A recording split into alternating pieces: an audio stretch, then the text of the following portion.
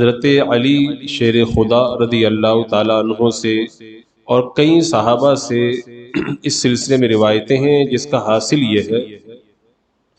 کہ اللہ کے رسول صلی اللہ تعالیٰ علیہ وسلم کا رنگ مبارک اجلا تھا، آپ کی آنکھیں سیاہ تھی،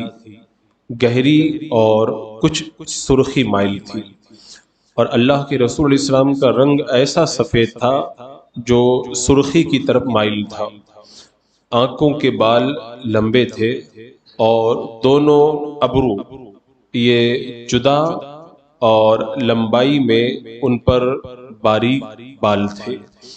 اور آپ کی ناک مبارک بھی لمبی تھی اور روشن تھی۔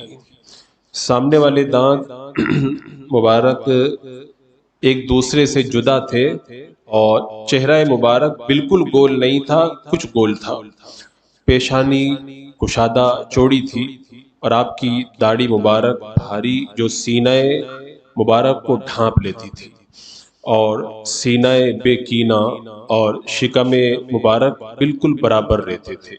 آپ کا سینہ اور پیٹ مبارک بالکل برابر تھے، نہ تو سینہ باہر نکلا تھا اور نہ پیٹ باہر نکلا تھا، اور آپ کا سینہ انور کشادہ اور بڑے جوڑ موٹے تھے۔ بازو، کلائیاں اور پنڈلیاں یہ بھاری تھی، ہاتھ پیروں کی انگلیاں موٹی تھی اور لمبی تھی۔ جسم پر بال بہت کم تھے، اور سینہ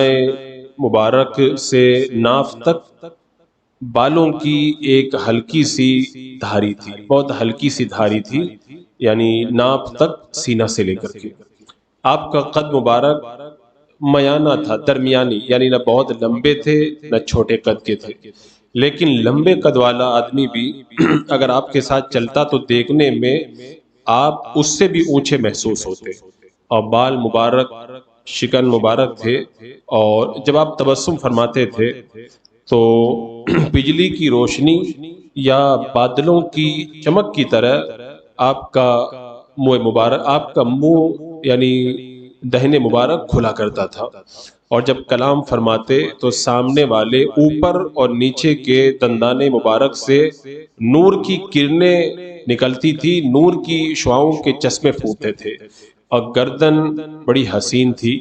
جو زیادہ لمبی اور بہت چھوٹی نہیں تھی۔ آپ بہت زیادہ موٹے نہیں تھے، چہرہ پر نور بڑا جو ہے وہ جاذب تھا،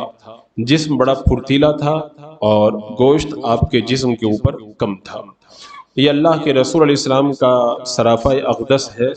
جو سیرت کی کتابوں میں منقول ہے، اور ہمارے اسلاف کا یہ طریقہ رہا ہے کہ اگر